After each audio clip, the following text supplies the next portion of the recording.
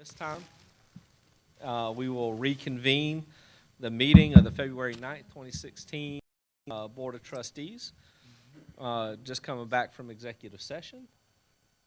And at this time, we will have the inspirational moment in Pledge of Allegiance.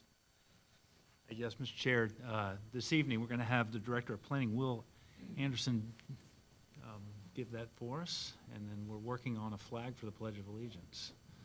So,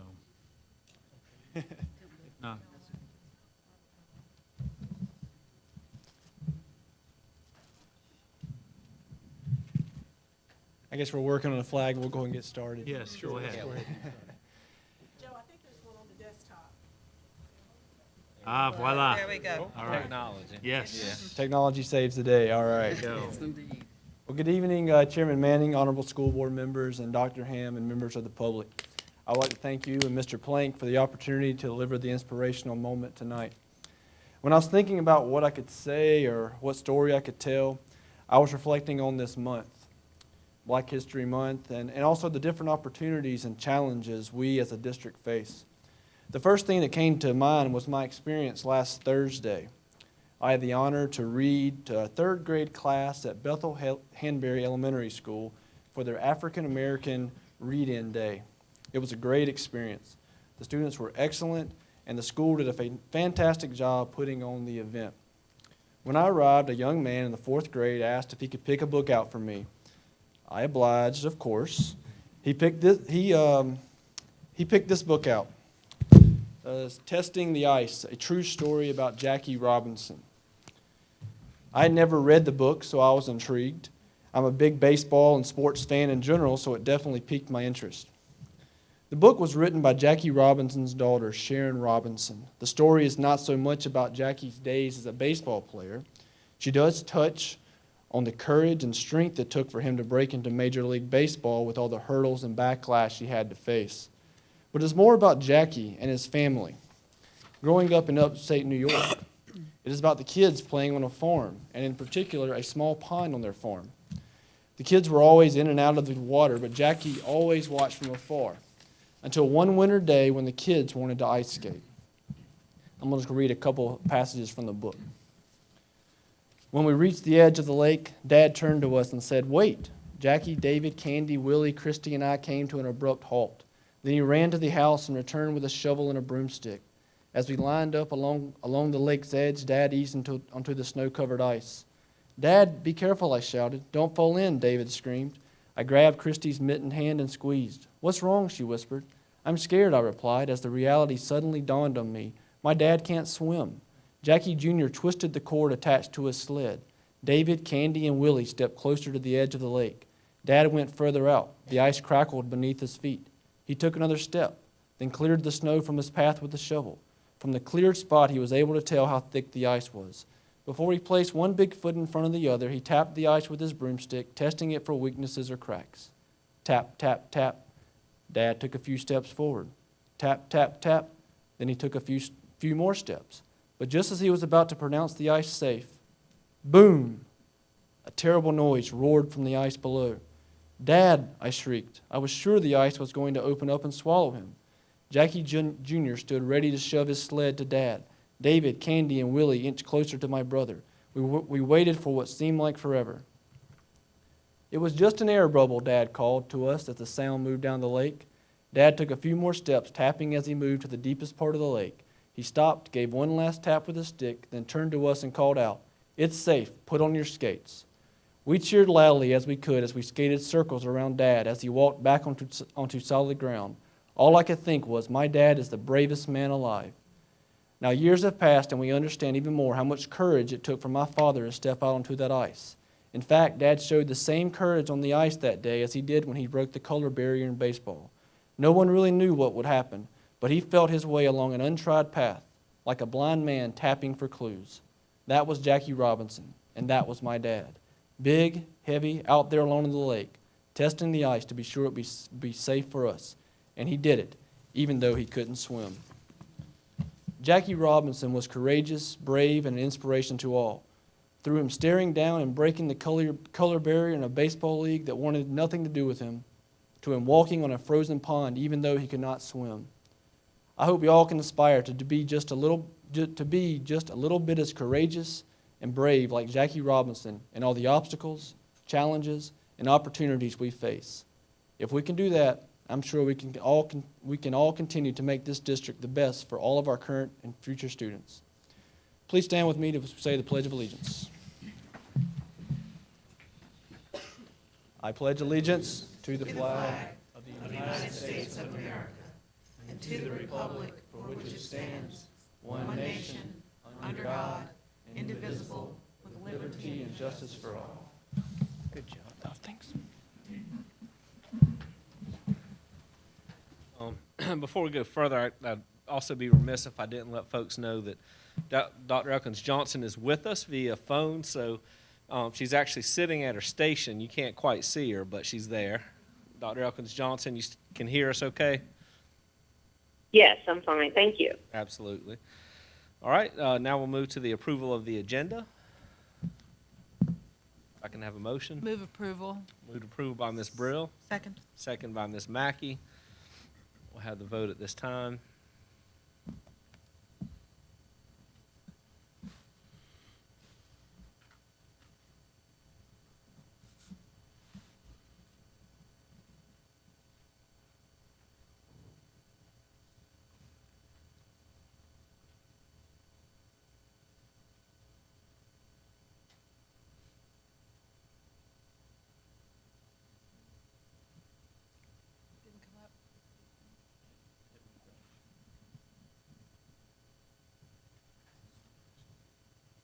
We can just get a hand vote from Ms. Brill while she's trying to get back in there.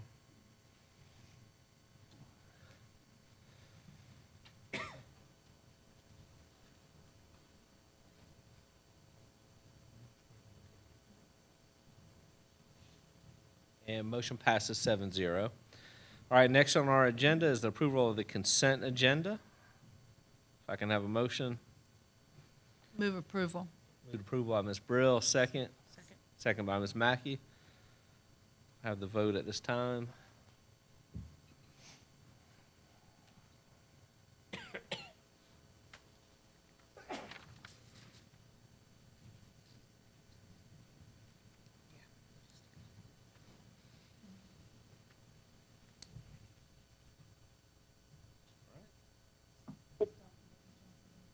Dr. Elkins Johnson, are you on your computer where you are? Now, all of my votes will be yes unless otherwise I'll state it. Well, we need you to go ahead and say yes, just so we make sure we're doing the right Oh, thing. okay. Okay, that's Okay. yes. Yes, okay, thank you. You're welcome.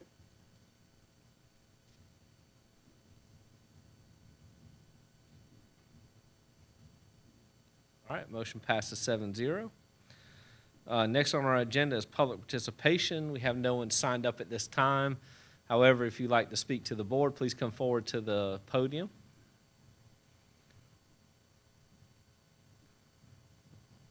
We have no one coming forward.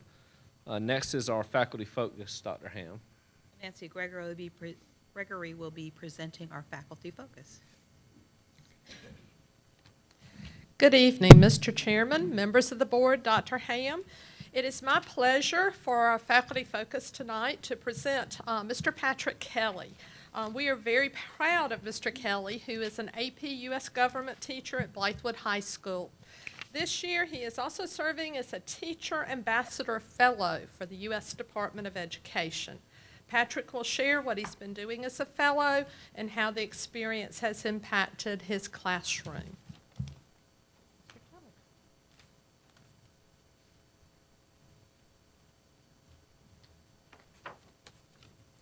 Thank you, and good afternoon, Mr. Chairman, members of the board, Dr. Ham. And thank you for giving me the opportunity to share with you a little bit about what I've been doing during the course of this year. I've titled it Washington to the Wood because that's what the students like to call it every time I'm gone. But just give you a kind of a snapshot of what that's meant for my classroom as well as my professional development this year. Maybe. Joe, what am I doing wrong? The on button. It's a miracle of technology. In terms of what I'm doing, I'm one of 6 classroom teaching ambassador fellows from around the United States. They are indicated in blue on the map, as well as there are 2 principal ambassador fellows from around the country. The individuals in red are full-time Washington fellows that have taken a year away from their district to work in D.C. So all told, in terms of teachers, there's 6 of us that are part-time like me that still have full-time jobs in our districts, and then we work hourly for the department after hours, so at night. And then there's the full-time individuals as well. I should say right off the bat that I'm blessed and fortunate to be in Richland 2 with the support that I've gotten to pursue this. I actually found out about this about 3 days before the application window closed in January 2015 because a parent of a former student emailed and said, you should do this. And he is a very high-ranking Army official who's much larger than me, and I tend to do what he says. And I thought it was a non-starter because I needed superintendent permission, and Dr. Ham responded probably within 10 minutes saying, yes, absolutely, go for this. So just an unbelievable blessing because I know that not every teacher will get the support that I've gotten to be able to pursue this. In terms of what I do as a teaching ambassador fellow, we're tasked with 3 jobs. The department says that we are supposed to learn about federal policy. We're supposed to share out into the field about federal policy and how it impacts the teaching field. And we are supposed to share feedback into the Department of Ed, so outreach and inreach in effect. That's taken a couple of different forms this year. It's a very ambiguous job without clear titles or responsibilities.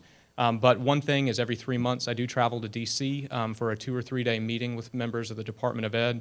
The picture is from a trip in January. The individual on the far left is Acting Secretary John King, who is a phenomenal individual, a former educator, teacher, principal, just a powerful story in and of himself. But on those trips, we get an opportunity to share back with members of the department about what we're hearing from the field, and they can ask questions about the topics that are pertinent to their job duties.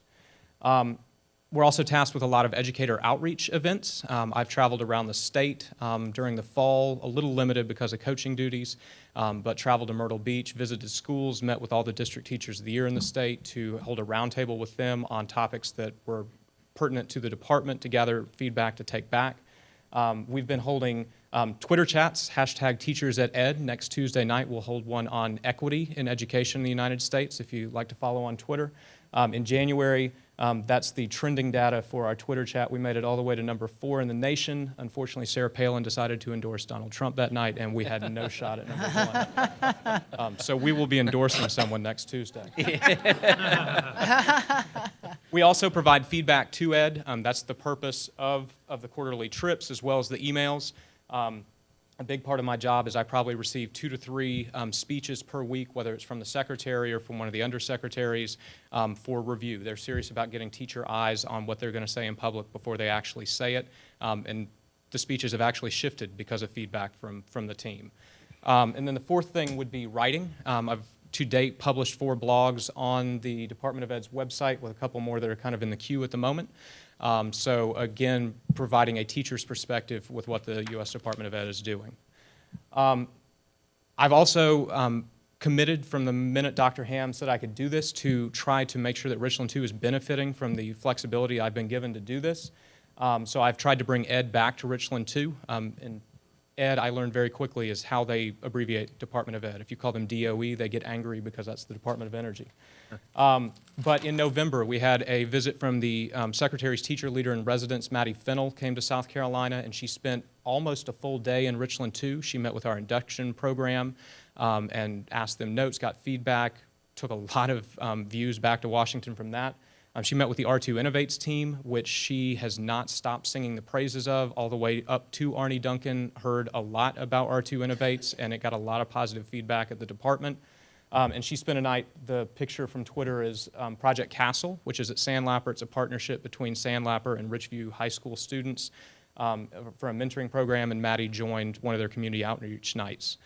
We've also promoted Teach to Lead within Richland 2. Teach to Lead is the department's signature teacher leadership initiative.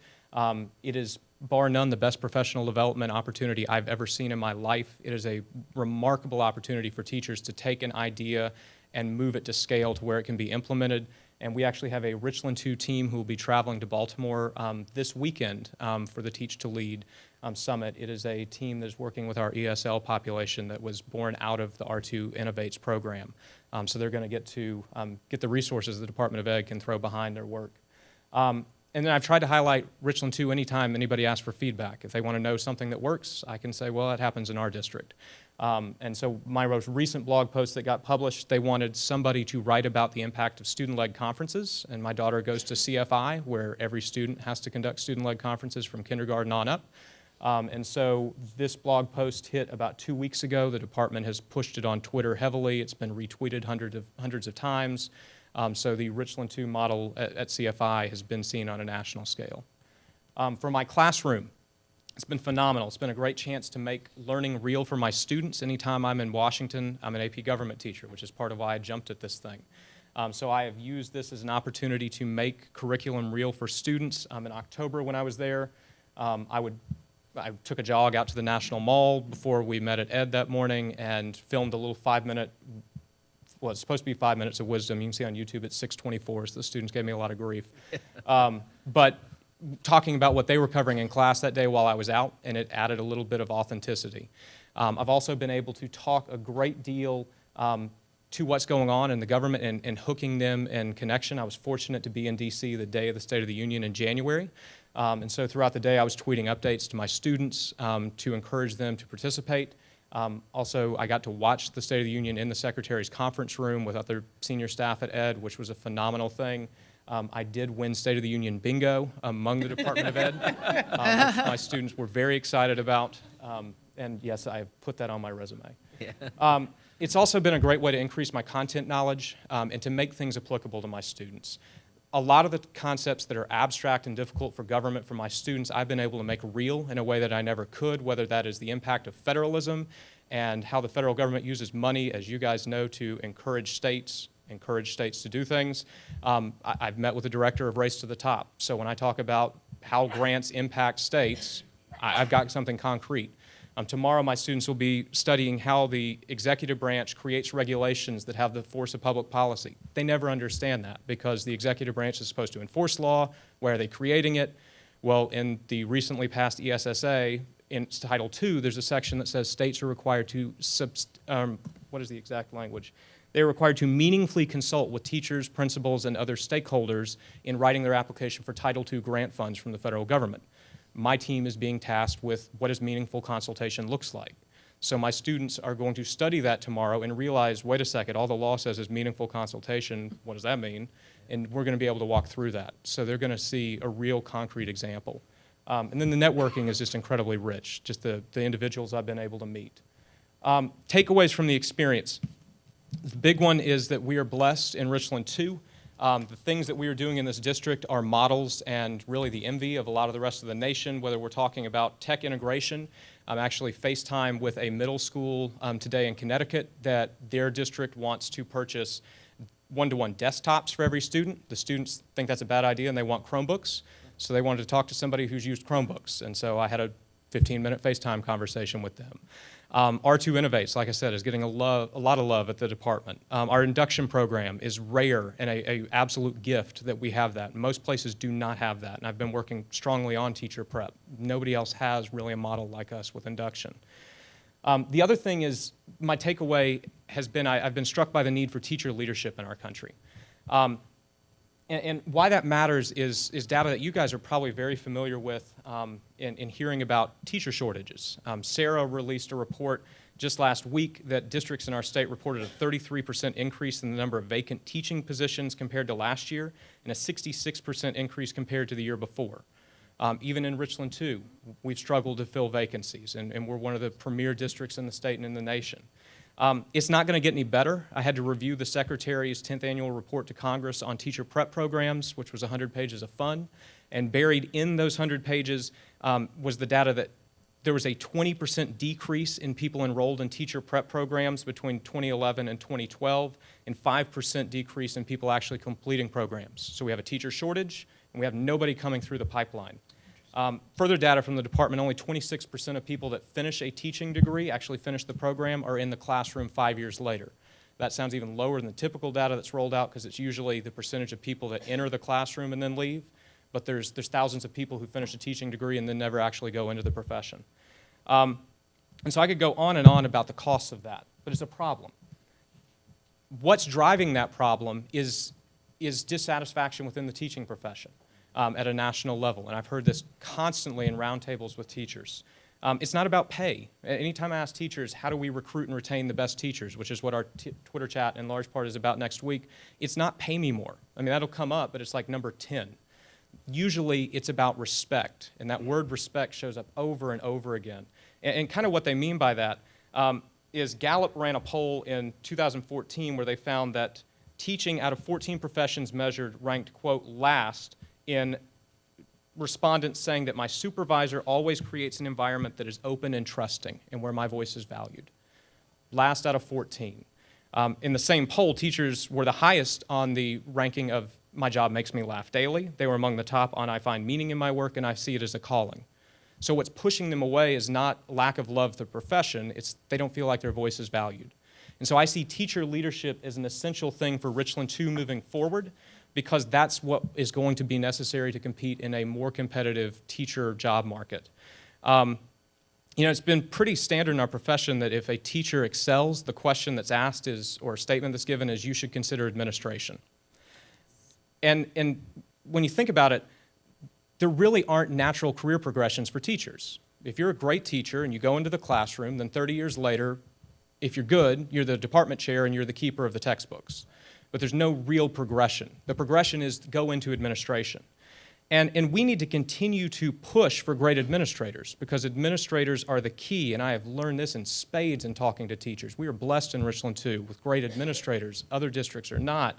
We need great administrators to set the environment that supports teaching and learning. But we have to break the mentality that administration is the natural and only available career progression for teachers. One of the most powerful things that I've heard Arnie Duncan say was a quote in a speech to teachers where he said, quote, "One of the things that troubles me the most is that in the midst of these huge changes in our society, you, teachers, the people who are carrying out change in our classrooms, you haven't felt like you've had a voice. Or just as concerning, that the only way to have a say in the direction of education is to stop teaching children, stop doing what you love most, and move out of the classroom and into administration." And that's what the Secretary heard countlessly throughout the country, is that teachers felt the only way to make a difference was to leave their classroom. And that's not an acceptable choice. Teachers shouldn't have to feel like they have to leave the classroom in order to make a difference beyond the four walls of their classroom. And there's some great things being done around our country in teacher leadership. We need more hybrid roles, like my lead teacher role at Blythewood High School. Every teacher ambassador fellow on my team has a hybrid role where they are leading in their building and they still are in the classroom for, in every case, 50% of the day. And there's other things around the country. I would encourage you at some point, if you have time, which I know you don't, because no one does, the state of Iowa is doing phenomenal things. They have a teacher leadership, they call it their teacher leadership and compensation system that provides over 100 unique career pathways to teachers and eliminates the old step and education increase, X number of years plus degree equals this is your income level. Teachers can accelerate rapidly by taking on additional leadership roles. The city of Baltimore has established a 4-tier program where teachers are able to move more quickly through the step scales by taking on additional roles, and their fitness for moving up is actually reviewed by a peer group of teachers within the city of Baltimore. Just completely novel stuff. And so my takeaway from my time in the field with the Teaching Ambassador Fellowship is if we're going to continue to attract and retain the top teachers in Richland 2, which is what we have, but if we're going to continue to do that in a more competitive job market, we have to continue to innovate in the area of teacher leadership. If we want to do what's best for our students, we need to continue to promote teacher leadership. And in every meeting, my final thought, in every meeting, Arnie Duncan would ask at some point of his staff, have y'all, he wouldn't say y'all because he's from Chicago, so I just South Carolina's that, but has somebody asked a teacher about this? And if the answer was no, Arnie Duncan's response was, go talk to a teacher. He was adamant there was nothing coming out of his office that had not been vetted by a teacher. What I would love to hear, or what I would love to see, is for Richland 2 to be a place where that question is never necessary, because teachers are always at the table. And I think we've done some great things in that direction, but we've got a lot of room to grow, and there's growth going on in the country, and I'd like to see us on the cutting edge of that, just like we've been on the cutting edge of so many other things. So that's a little bit of what I've had from the field with the Teaching Ambassador Fellowship. Again, thank you for the support in allowing me to do this. It is a phenomenal opportunity, and hopefully I'll be able to bring more back to the district through the next 6 months. So thank you, guys. Before I open up for questions, perfect timing because, you know, we're at the budget process. Dr. Ham, I would love to see some part of a recommendation from Patrick somehow work its way into our budget as to how we can provide some opportunities for pathways and leadership in our teachers. And a strong statement. So, other board members? That was an absolutely phenomenal presentation. Thank you just for what you've given to the district, not just with this, but I mean, over the years. And I could listen to you talk for 30 more minutes, but we don't have that kind of time. I was told But 5 to 7. I hope I I'm know, close. but I appreciate the reiteration. I believe that teaching is a gift. It is a calling, much like, you know, a ministry. And I've often thought that, you know, it's sad that some teachers have to leave. People are gifted administrators, and sometimes it's a natural progression, but you are gifted to be an administrator, and oftentimes you are gifted to be in the classroom. So to be able to excel independently, you know, of each other, I mean, that was just, that spoke to something that I've felt for such a long time. But bless you for giving the way that you are, and this presentation was phenomenal. Keep doing what you're doing and impacting our young minds in the district. Thank you so much. Thank you very much. Chairman? Go ahead. Ms. Blank. Well, I mean, one, echo what you just said. And you know, it's neat to be able to see Richland 2 being put on the national stage, and it's a testament to the talent we have in this district, and I appreciate all your hard work. A question, I think it's unique and neat to see about that leadership role within, but staying within the classroom. I also hear that teachers are, you know, that their time is, like you said just a few minutes ago, the time, no one has an extra time. How do you balance the time in this hybrid role? And how do you see that being sustainable for given the model that you would hope to see with the leadership, the hybrid role leadership? Sure. It requires something coming off the plate, and that requires budgetary support, that requires administrative support. So I'll speak from my personal experience. At Blythewood High, I teach half the day. I've got half a day of AP US Government, and then the rest of the day I'm in a lead teacher position where I'm some hybrid of administration, guidance counselor, academic cheerleader with 450 students. I'm only able to do that because I'm not teaching the additional block and a half that a classroom teacher, or 2 blocks that a classroom teacher is having. So you have to free up because there is that need for time. So it takes a commitment on the part of the district and the administration to make that possible. But I think people also rise to the level because it's exciting and it's energizing. I mean, I would, in a lot of ways, I'm not sure I would still be in the classroom if it wasn't for the hybrid role that I have at Blythewood High. I love my job. I love my students. That's why I never envision myself stopping teaching, because I like that day-to-day contact. I want that. But intellectually, the opportunity to be able to contribute voice to something that reaches beyond the 4 walls of my classroom, and what this fellowship has taught me, and one of my blog posts for the department was actually about this, is opening my eyes to redefining what my students are. My students, up until the last few years, have traditionally been whoever's on my roster. My students is everybody. I mean, every student has a need for a cheerleader and a support system. And so hybrid roles enable that, and I think that, yes, the workload is high, but you don't feel it as much if you feel the value in your work and you feel that you're being intellectually challenged and utilized. Thank you. Chairman, 2 quick questions, Patrick. One similar to what Mr. Plank asked, and that it was sort of very similar, actually. I was going to ask you, do you feel that based upon what you're currently doing, it meets a need for you that were you not doing this, you would be pursuing something else outside of the classroom? I think so. I mean, that would be hard, and I've struggled with that as a result of the fellowship. I've actually asked myself that question. I'm torn. I may still be in the classroom because I just love the children that much, but there's a part of me that just wants to be able to reach beyond the kids on my roster. And I see problems. That's the beauty of Teach to Lead that our team is going to, is it's a group of teachers that's identified a problem that's going to get the time, space, support, and resources to develop a solution to that problem. Teacher leadership roles are essential for that work to happen because you don't have time if you have 190 kids on your roles. So I can't answer with certainty that I would have moved on, but it would have been, every time I've been asked, and my principal and former principal, who are wonderful, supportive people, always ask in evaluations, so what are you considering beyond teaching? My answer is, I'm not. I can't say that that would honestly be my answer if I wasn't in a position where I had a leadership role beyond my classroom. I'm so grateful that you've been given that opportunity. Second question, a short, brief question. When does the fellowship end? It ends in August officially. We'll see. The hiring process was sluggish. I was supposed to be hired in early August. I actually got sworn in by the federal government in a parking lot at Blythewood High School in September while cross-country kids were running around me, which they loved. I got left hand up, swearing to protect them from enemies, foreign and domestic, and they were dying laughing. So in theory, it's supposed to be August. It's supposed to be the deadline. Thank you. Other questions? I want to echo, my wife was a lead teacher for TLC.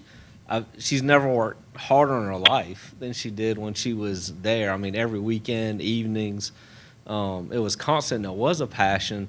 I think all of our students deserve, though, that form of oversight. I mean, she made sure that there weren't too many tests being given on one day. There was things that some of our students don't get who just go through the traditional classes because there's no way for that communication to happen, to know that maybe we've stacked up students with too much work at one point.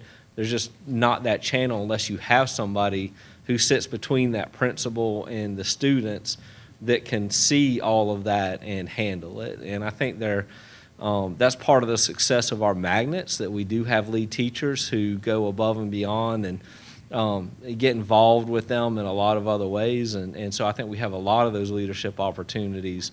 And it is certainly a budgetary issue and one that would need attention.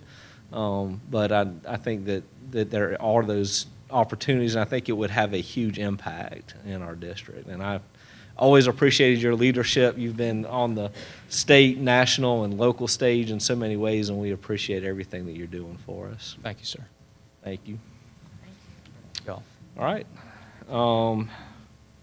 Next on our agenda, executive session items are student appeals. Mr. Chair, I'd like to make the motion for the following students on the appeals list. I move in student number 1 that we refer to Blythewood Academy with Loretta Services. And student number 2, refer to Blythewood Academy. Student number 3, number 4, and number 5, we refer to Blythewood Academy with Loretta Services. Student number 6, refer to Anna Boyd. Student number 7, move to return to Blythewood Academy with Loretta Services. Student number 8, return to Blythewood Academy with Loretta Services. And on the addendum, student number 1, move that we deny the appeal. Motion's been made by Mr. Jackson. Do we have a second? Second it. Seconded by Ms. Brill. And we will give Jill just a moment. We'll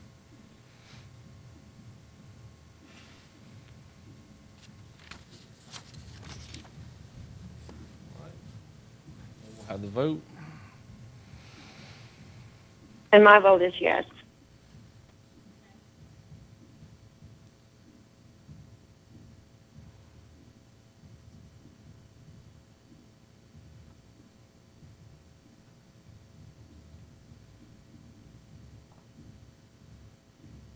Motion passes 7-0.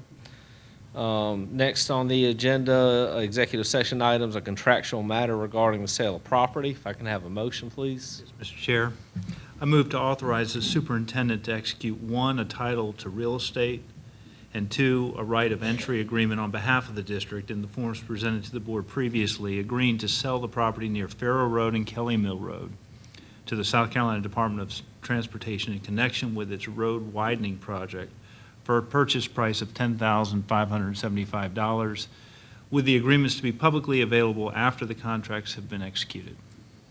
Motion's been made by Mr. Plank. Do I have a second? Second. Second by Ms. Mackey. At this time, we'll have the vote. My vote is yes.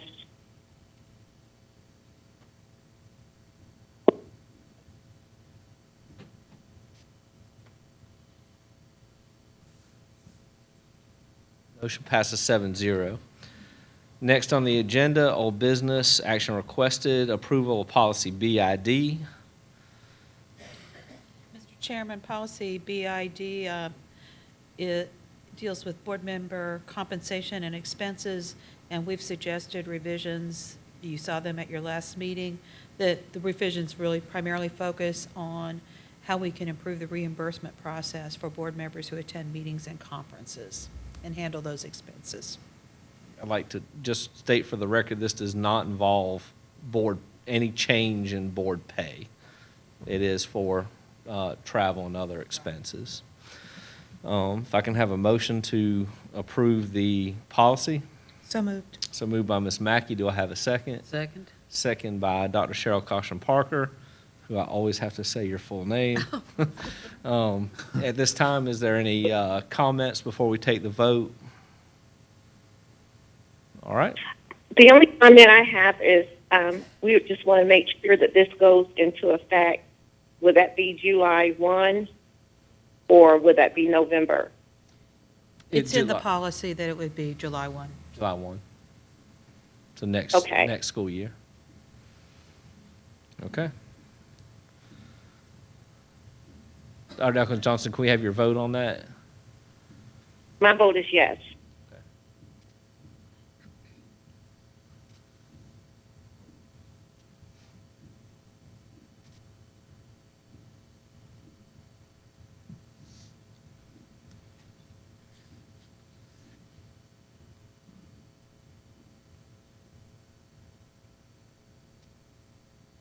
Motion passes 7-0. All right, next on the agenda, building capacity for data use.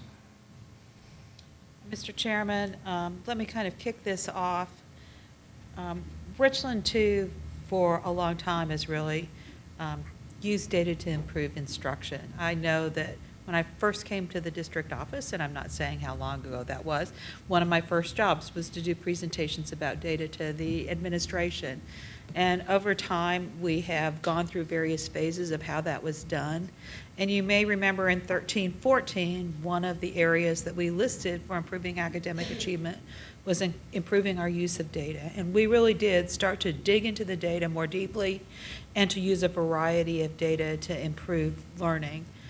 Following that, the next year when Dr. Davis and Mr. Price came on board, we amped that up even more by providing detailed data snapshots for each of the schools, and they reviewed those with each of the principals and used them to set some goals. And now, this school year, we're really focusing on ramping that up by building the capacity at the building level to be able to do that well. So it's not a new initiative, but it's certainly a priority that we're making now to try to focus on goals and to use data to inform our practices in schools. And to tell you about that, we have Jeff Potts.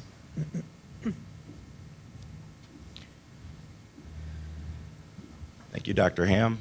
Mr. Chair and members of the board, please excuse my voice. I think it's on its last leg.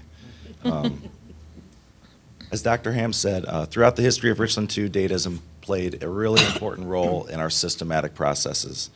And although the manner in which we've used data has changed over time, the priority for data use has always been the success of our students. As the landscape of public education has changed, so have the district's data systems. And we've seen these data systems change along with the changes in testing, state standards, state and federal accountability, district growth, and even the technology systems that we use in the district.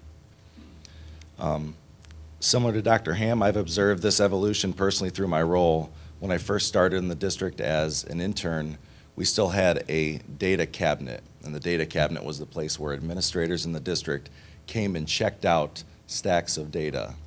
So this was 2007. It wasn't that long ago. Some in this room, like Dr. Ham said, have been around long enough to see how these things have changed.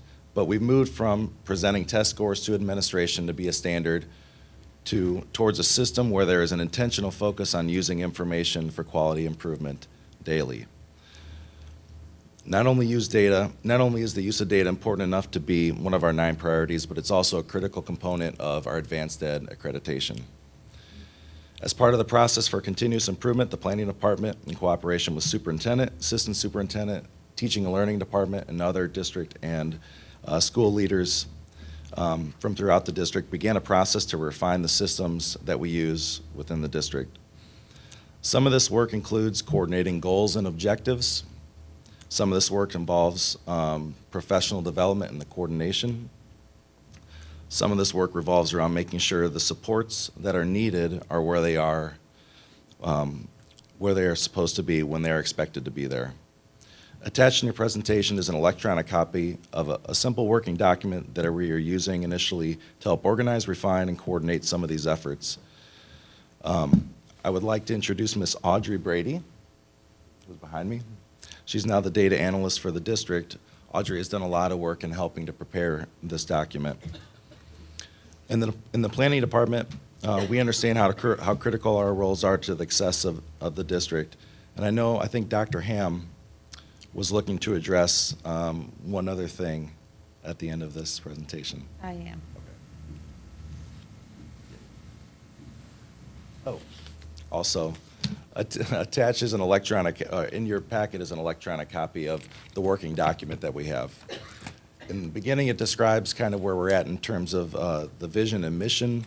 There's a timeline of events that are kind of existing throughout the year, some potential workshops, also Dr. Ham's 4 squares to success, and goals to be golden. Based upon those, there's an assessment schedule as well. Dr. Ham? I think one of the things we want to do as we talk about using data and setting goals is to remember that all of our work is about students and to really focus on that. Because while you can have average scores or you can have average survey results, what it really comes down to is individual children that we really need to make a difference with. So we have a short video to show you, I think, that brings that point home.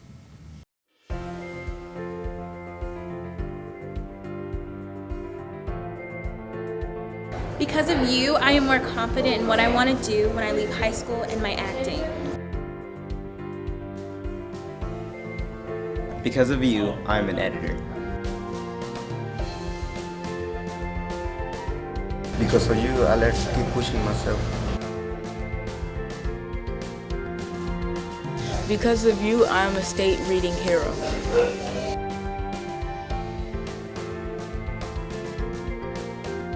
Because of you, we created an award-winning app design. Because of you, I'm going to play basketball at Yale. Because of you, we are the future.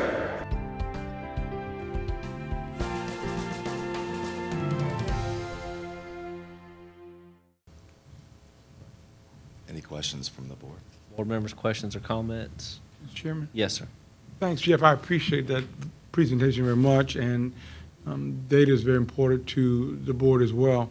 One of the things I would like to ask that we consider doing, we did it to some extent, and we sort of dropped off a little bit, and I'd like us to resume doing that, and that is providing not only a data snapshot document to the board, but have a presentation and a discussion with the board about what the data in that snapshot means to us, and in a comparative way as well, the good, the bad, and the ugly. So we look at those things that we're doing, areas we're doing better in. We look at middle school and say when we're still challenged in that area, and then taking that data and then saying, here's what we're doing about that, because I think that that will help us be on the same page.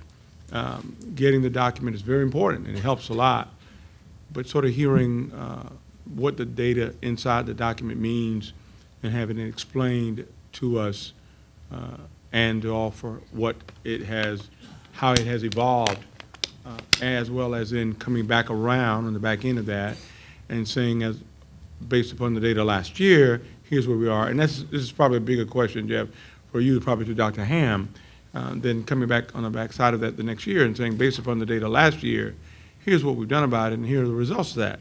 Because I think that's sort of where I think that there's a disconnect we get data, we get information, and we're not quite sure, we know that a lot of things are going on, but we're not sure how the data has been impacted by those things. And so that would be a request from this one board member to say, let's take a more in-depth look at it and react to it in regards to practices that have been put in place and results that have come from it. Thank you, Mr. Chairman. Thank you. Other questions or comments? I've got a few questions, and I appreciate this. After Patrick's statement, I look here at the systematic use and planning team, and there's not a teacher on there. So maybe we could find a teacher to get involved with that team to help with feedback. But I know we have data teams, so we've instituted data teams in the district. How are we using those teams? What does that look like?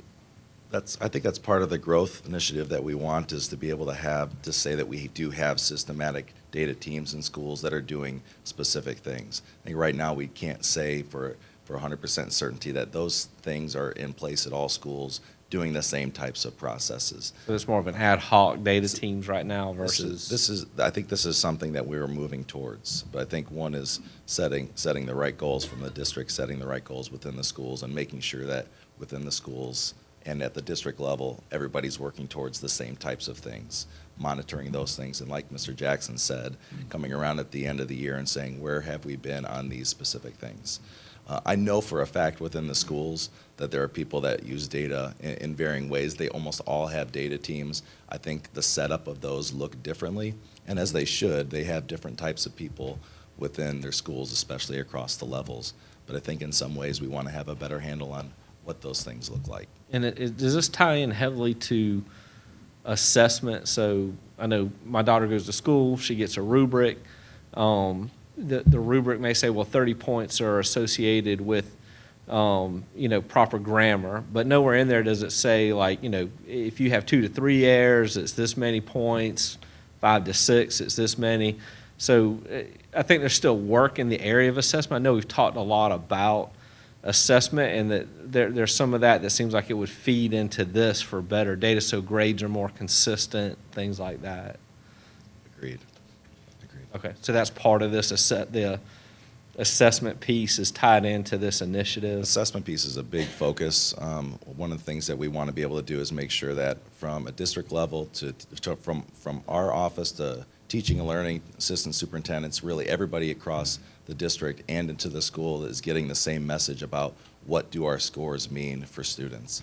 And like you said, what does 2 out of 5 in measurement, what does that mean for a student? Well, I mean, I think it's important to look at what the scores mean, but I also think building new data sets, looking at new ways to benchmark, making sure, we've been talking about this for a couple years, I think, with changes to assessment. How do we change assessment? How do we benchmark? How do we get more quality data, more data points along the way, so to speak, instead of map at the beginning, map at the end. Occasionally we have map in the middle, depending on the grades. So how do we build in better data points as we go so that we don't get to the end of the year? We looked at the data, we made some changes, but then we kind of trek along, we get to the end of the year, now I have a new data point. If that didn't go up, we lost a lot of time in the middle.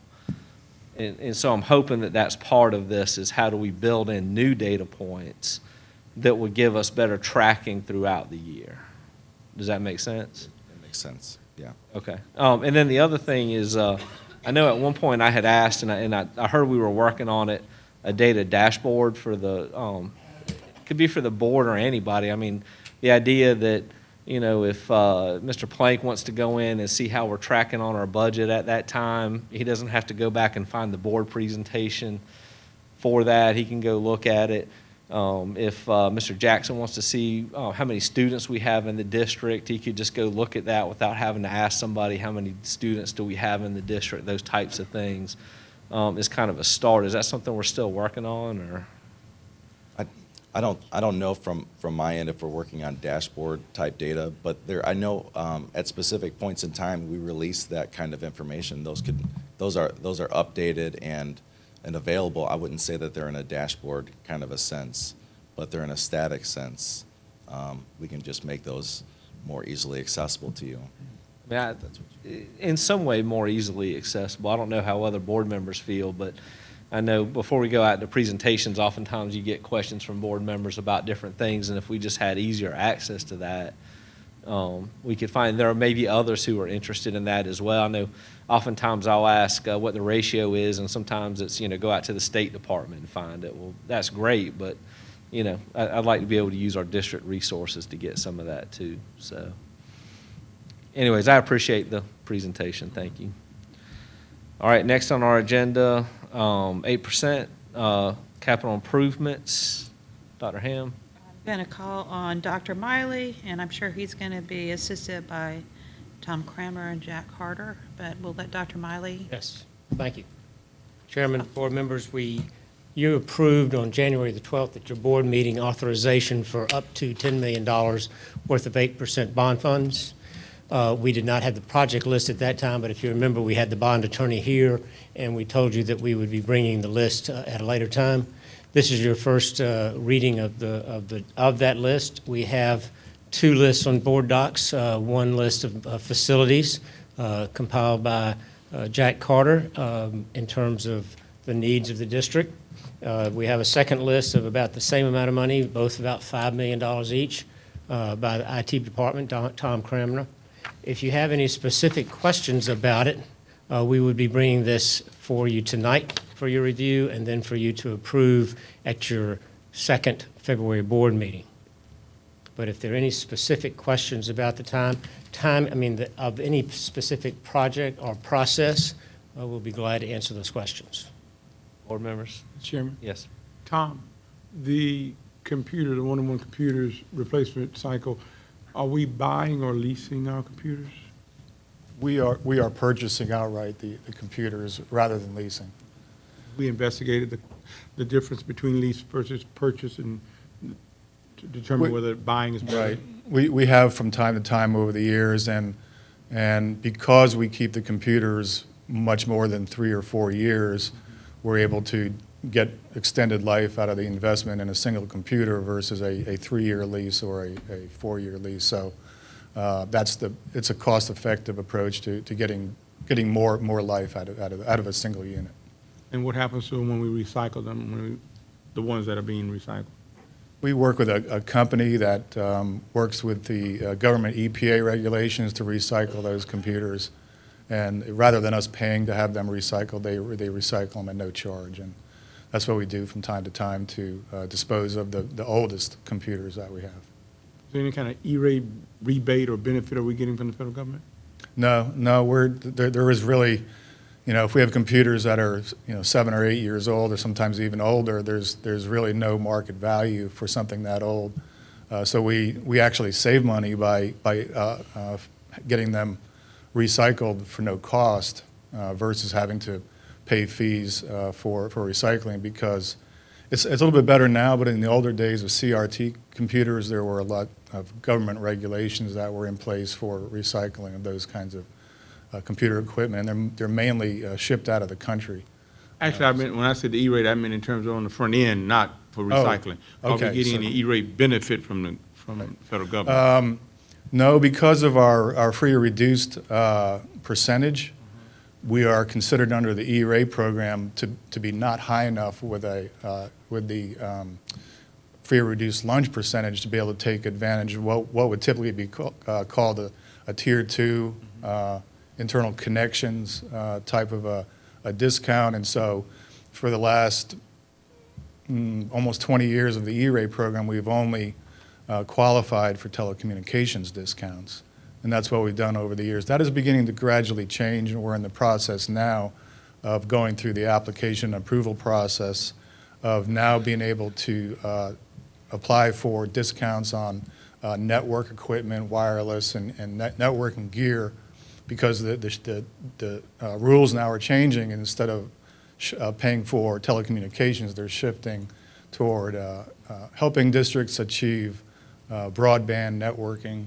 The federal government has an effort to get more broadband networking into all the schools in the country. So that's that shift in funding. Thank you, sir. Thank you, Mr. Chairman. Mr. Chair? Yes. Tom, on item number 8, line 8, the system maintenance contracts and software licensing, in that one point, close to $9 million, what's the, how do you break those two down? What's the difference between the contracts and the actual licensing? You know, potentially? I guess it's a matter of terminology about how we do that. It is contracts are things like hardware contracts, hardware maintenance contracts. Examples are on our phone system maintenance contracts.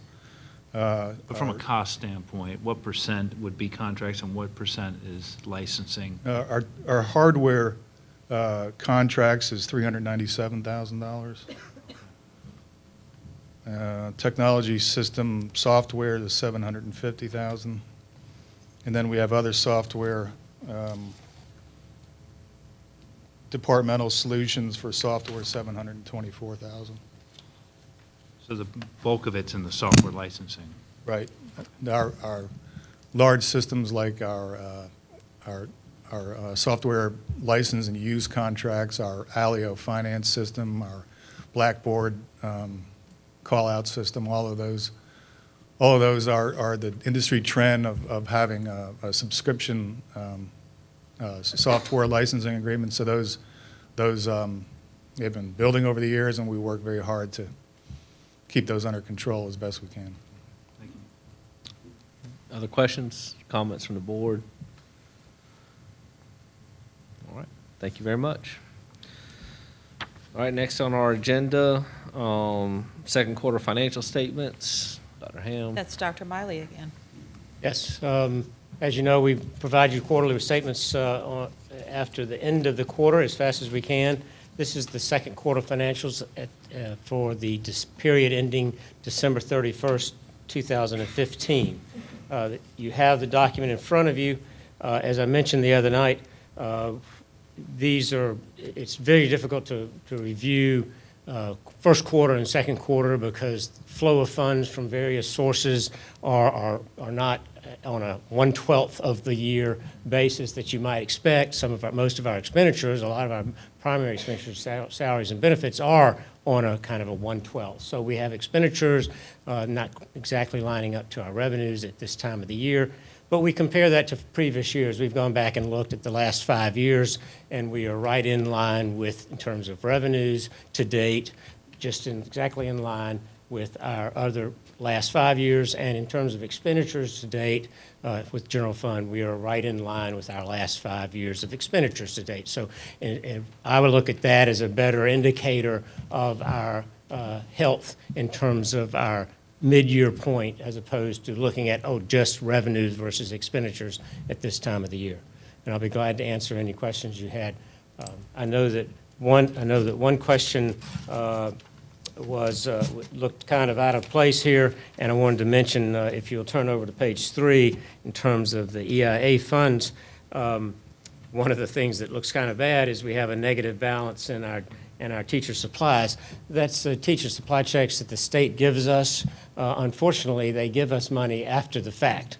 And so we have to send those supply checks out to teachers, and we will be reimbursed for that $37,700 from the State Department. I'd be glad to answer any other questions you may have.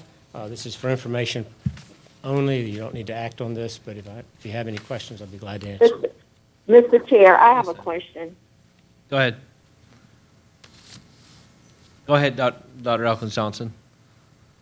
Okay, my question is, I noticed that on one of the line items we have Sisters of Charity with $5,000 and we've spent $100. Has Sisters of Charity always been a line item? And how did we determine to make them one of our budget items? The Sisters of Charity Foundation. Yes.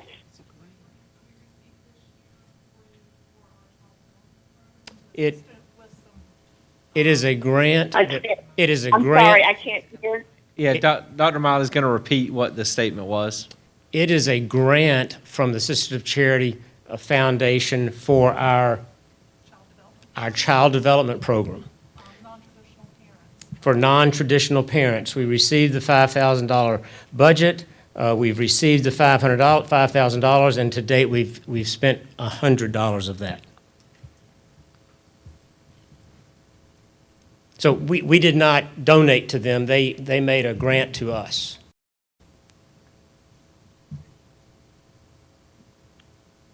Other questions or comments? Well, I'm sorry, we faded out. Oh, okay. Did you hear the answer? No, I did not. It is a grant that the district received for a child development program from the Sisters Foundation. So how are we going to use the rest of that money for child development so we don't lose it? Or does it carry over? It's, I we have hear- a plan to spend the rest of the money. It's for non-traditional parents in our child development centers.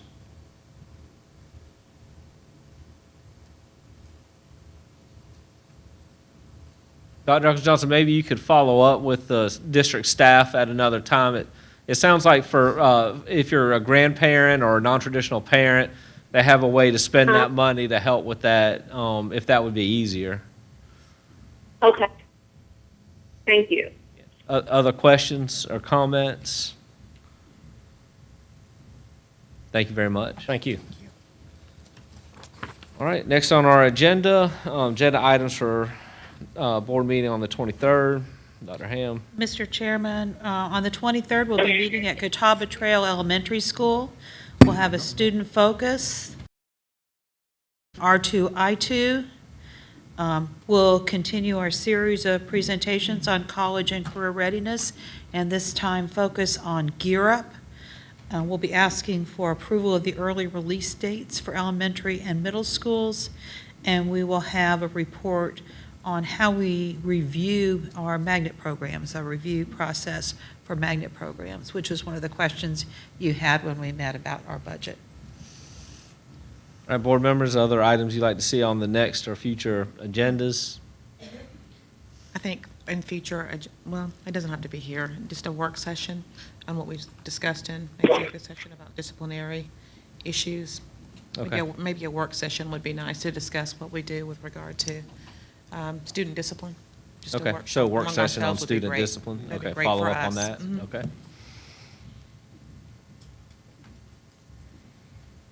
Other items? All right. Next on our agenda is public participation number 2. Nobody signed up at this time, but if you'd like to come forward, please do so now.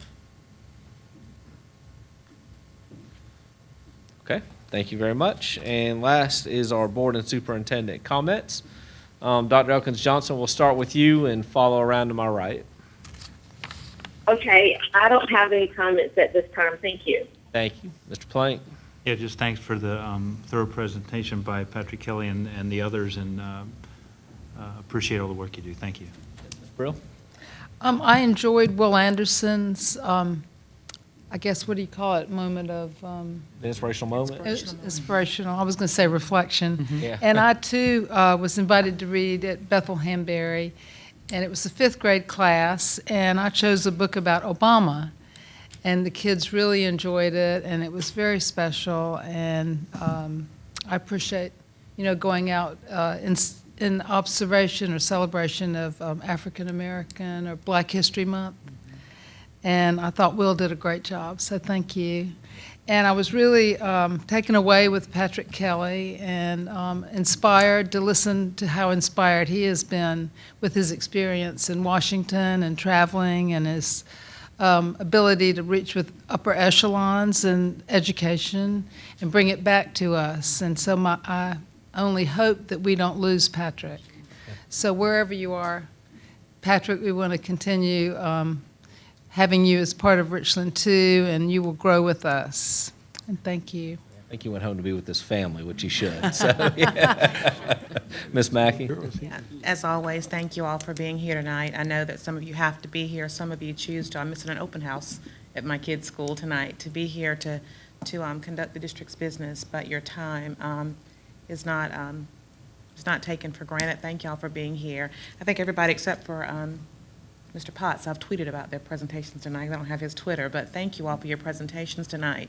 And one of the things I wanted to say is thank you for your service. Everyone who's here, you know, every day is not promised. We have some staff members, some support staff people. I mean, this year, the last 12 months or so, we've had some lives lost and some critical injuries. And so every day is not promised to us. Every moment is not promised. I know our customer, as we say, is our students, and just hope that we can all stay focused and stay positive as we're trying to conduct the business of serving our end user, which is our students. One in particular, I wanted to just give a shout out to the Peterson family.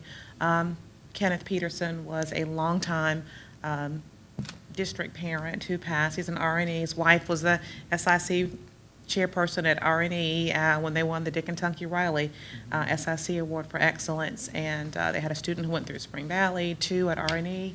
And he was just, you know, a parent extraordinaire. And he is also a church member of mine, deacon member, who became sick over the holidays after a youth function we had at our church. A week or so later, he was ill. A few weeks later, he passed away.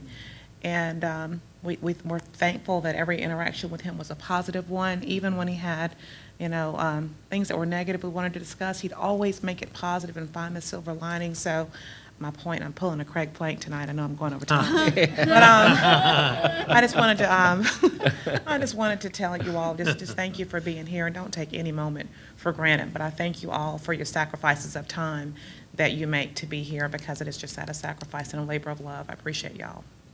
Thank you, Ms. Mackey. Dr. Caution Parker. Thank you for the reports. Of course, as usual, the very, very good and thorough reports, and I deeply appreciate that. I had the opportunity to tour the R2Y2. Where's Kevin? Had us running up and down stairs and things like that. And I mean, it was just, I'm just so impressed. I'm so impressed, and I cannot wait to see the finished product. But I want to thank you for that very much, you and Sandy, very much. That was it. Thank you, Mr. Jackson. Thank you very much for being here tonight. It's been an extremely positive meeting.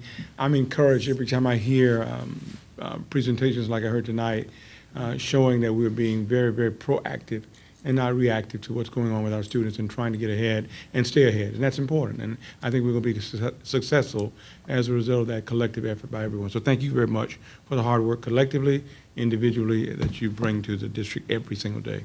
Thank you, Mr. Chairman. Thank you, Dr. Ham. As you can tell by comments that have already been made, we're actively celebrating Black History Month in Richland too. We've had assemblies, reading days, art projects, and many other things are going on in our schools.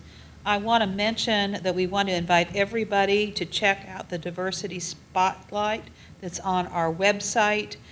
This month we're featuring Misty Copeland, who became the first African-American woman to be a principal dancer. And if you haven't seen the program about her on ETV, it is an amazing story. So check out our website. And also want to mention that we will be beginning our community conversations about diversity and multicultural inclusion. The first of those meetings is right here at our conference center at Columbia Place Mall on February 17th at 6 p.m. and the public is invited to be part of the conversation about how we can move forward with a plan to address the wonderful diversity that we have in our school district. And then finally, we have schools to congratulate. We have Dent Middle School won first place in We the People, which is a constitutional competition at the middle school level that's sponsored by the South Carolina Bar. So we're proud of Richland, of Dent Middle School, the students who participated. And we also have a number of our students who are selected to be who were selected as candidates for the Presidential Scholars Program. And I do want to mention there are Itai Almore from Richland Northeast, Grace Smith, and Matthew White from Spring Valley High School, and they will learn in April whether they move on to semifinalist status, but we're very proud of those students and what they've achieved. And thank you very much. I also want to thank everybody. The work that Patrick Kelly's doing is amazing, but we have many, many people in our district who are doing work that is really just as amazing and just as passionate about what they do at every level of the organization. We get to meet some of those people in our rounds as board members, and it's just incredible what it takes to be prepared for our students every day. I do think that the idea of respect for teachers does need some work. It's kind of lost a little bit over time in how we think about teachers, how we treat our teachers. They always, they thank us for the work that we do, and I tell them my work is easy compared to what they do, and I appreciate what they are doing every day in the classroom. It's where the rubber meets the road. It's the reason why we're here. And so thank you, teachers. If you see them, make sure that they know how much the board appreciates what they're doing every day in the classroom. With that, I appreciate everybody's time, and I think you may see some flurries on the way home. So, and I see Libby saying no. Do I have a motion to be adjourned? So moved. So moved by Ms. Mackey, a second? Second. Second. Thank you very much.